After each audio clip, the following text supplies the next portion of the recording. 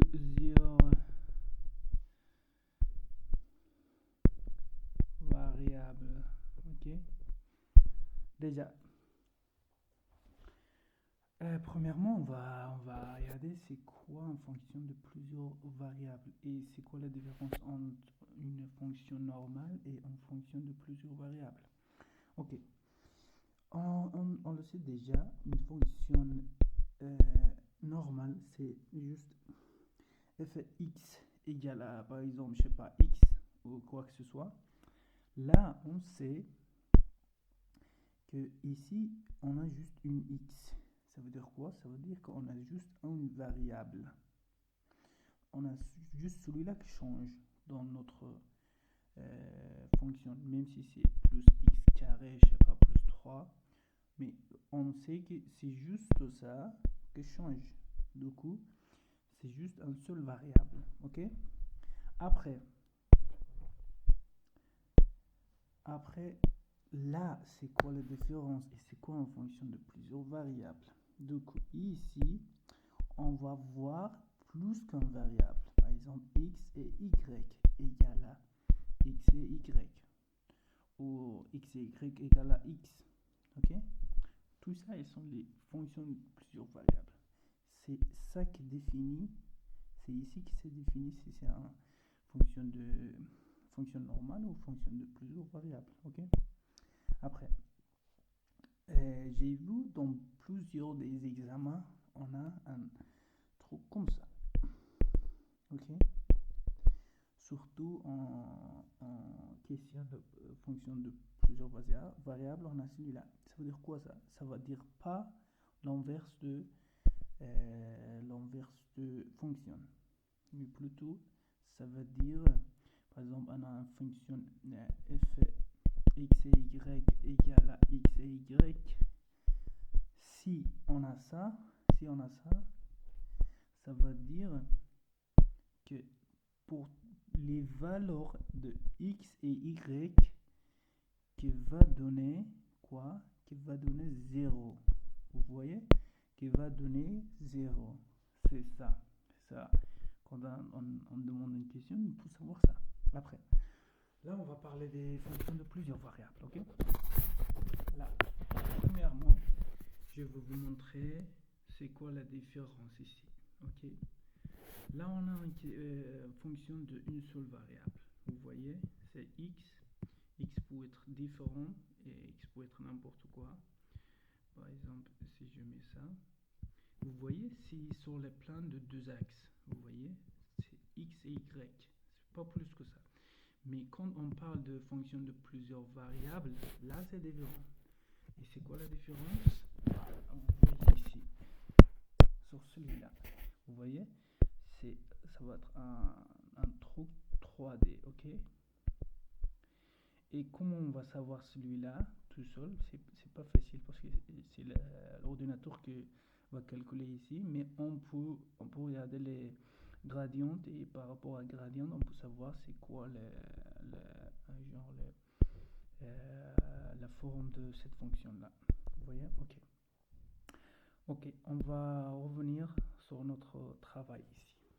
Par exemple, en fonction de plusieurs variables, on a des questions très genre ils ont varient beaucoup, ok? Ils varient beaucoup. Ok. Par exemple, on a une question comme ça, ok? Y égale à x carré plus y carré, ok? Bah là, il nous demande quoi? Premièrement, chaque fois si vous avez une question, il faut donner les domaines de définition, ok? De définition. Ok? Ça c'est très important. Chaque fois, il faut donner ça. Après, ici pour cette question, là, il a demandé les dérivés partiels, ok? Dérivés partiels. Ok? Après, on va calculer et résoudre cette question-là. Après, on va prendre le deuxième dérivé et après, on va regarder le théorème de Schwartz aussi. Ok. Le premier dérivé, bah, ça va être comme ça, ok? Dérivé de, par exemple, c'est f1 f1 par rapport à quoi? Fx égale à quoi? Bah, ça c'est égal à quand on prend égal à x, cette partie-là, ça va être, ça va travailler comme un constant. Et quand on prend les dérivés d'un constant, c'est 0. Du coup, ici, il y en a, on prend le dérivé de cette partie-là. Et ça va être 2x, tout simplement. On va prendre les dérivés de cette équation-là par rapport à quoi? Cette fois y. Ça, c'est dérivé partiel. Ça veut dire chaque fois on prend par rapport à une différente variable. Et là, le x, ça va être constant. Du coup, ça va être 2y. Ok? Voilà. Après, on prend les deuxièmes dérivés. Comment on prend ça? Ok? Comment on prend ça? Je vais vous montrer. Du coup, ça va être comme ça, ok? Fx carré égale à quoi? 2. On prend ça, ok? Et si je prends celui-là, du coup, ça va être y carré et ça égale à quoi? 2. Ok? Ok. Pour prendre le dérivé de x par rapport à y et dérivé de y par rapport à x, on va utiliser les premières dérivées, ok? Mais ok, on va prendre ça, après on va faire les gradients, ok? Ok, si je prends cette partie-là, et je l'emmène ici, ok, ça c'est un F1, ok? On a ça. Du coup, on prend les dérivés de x par rapport à y. Si je prends par rapport à y, ça va être un constant, celui-là. Du coup, ça donne quoi? Ça donne 0. Et dérivé de f1 de y par rapport à x, ça va être quoi? Ça aussi, ça va être 0. Parce que cette partie-là, c'est un constant par rapport à x en prendre. Bah, ça va être 0. Et vous voyez, les deux, ils sont 0. Et ça, c'est le théorème de Schwartz, ok? Ok. Je vais écrire théorème de quoi? De qui? J'ai dit quoi? Schwartz. Ok. Ok. Après on fait quoi? Après, on peut prendre les gradients aussi. Comment on fait les gradients? Bah, on prend les premières dérivées qu'on avait pris. Ok. Celui-là. On prend celui-là.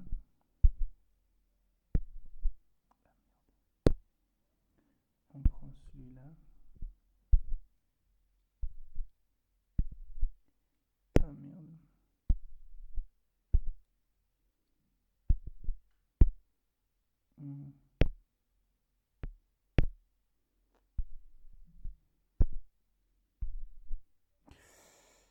Là. Ok, attends.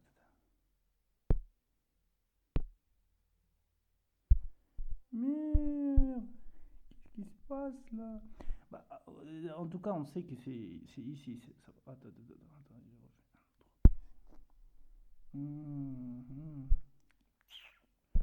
Ok.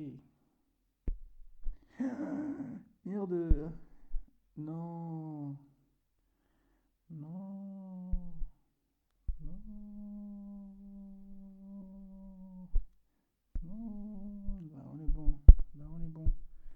est bon. Ok. Pour trouver les gradients, il faut savoir déjà les gradients c'est un vecteur. Et les symboles de gradient c'est un triangle à l'inverse.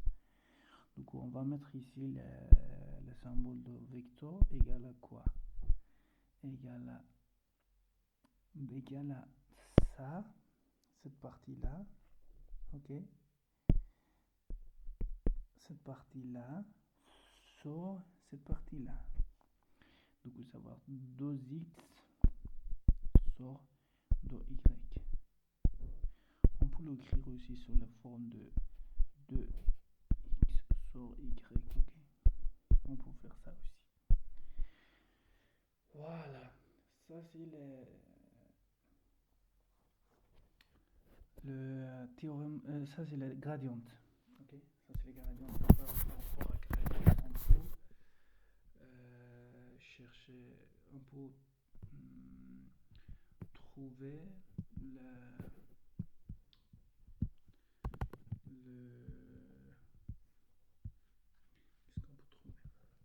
qu'est-ce qu'on peut trouver? Oui, on peut trouver les plein de gradients et comme ça on peut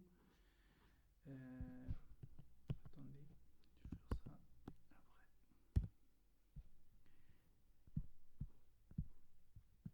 Du coup, voilà, on peut savoir quand même c'est quoi la forme de fonction, ok? On peut trouver ça par rapport au gradient. Ok. Je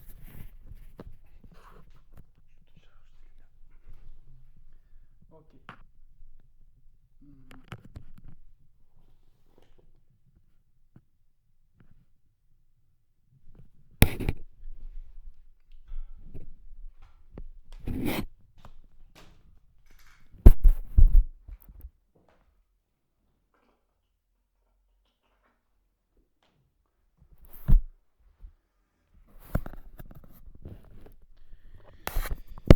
Ok. Ok. Pardon. Qu'est-ce qu'on va faire après? On va trouver les plans tangentes. Les plans tangentes, on l'écrit par z égale à quoi? P fois x moins 1. Et ça c'est en point de 1 et 1, ok? Plus q fois y moins 1 plus fi 1 et 1, ok? Là, déjà, p égale à quoi? P, il faut savoir, attends, je vous l'écris ici, ok? P égale à les premières dérivées par rapport à x de en point de 1 et 1, il est égal à première dérivée par rapport à y 1 et 1, ok? On sait déjà les premières dérivées, on avait trouvé quoi par rapport aux premières dérivées? Bah, elles sont là, les premières dérivées c'était 2x, ok, par rapport à x et 2y par rapport à y. Quand on met 1 dans ce point là, du coup ça va être 2, on est d'accord? Du coup ça va être 2 fois x moins 1 plus celui-là ça va être aussi 2, du coup fois, j'ai écrit comme ça aussi, ok c'est la même chose, plus si je mets 1 et 1 dans dans notre fonction de x carré plus y carré, du coup ça va être quoi? Ça va être 1 carré plus 1 carré et du coup ça va être 2, ok? Du coup c'est pas la peine de écrire, ok? Ça va être 2, ok? Du coup z égale à 2x moins 2 plus 2y moins 2 plus 2, ça s'enlève avec celui-là, ok? Du coup il est égal à, ou plutôt j'écris z égale à 2x plus 2y moins 2. Du coup, ça c'est l'équation de plan tangente de notre fonction. Ok.